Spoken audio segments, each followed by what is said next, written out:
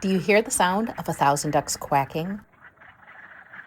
What you're actually hearing are wood frogs, and they will lay their eggs at this time of year in vernal or ephemeral ponds that dry up during the summertime. Okay, and then this is also a wetland full of frogs, but it sounds very different because these are spring peepers and chorus frogs. Minnesota has 14 species of frogs, and the spring peepers and chorus frogs are two of the smallest. They're considered tree frogs, and they are some of the earliest ones to sing in the spring.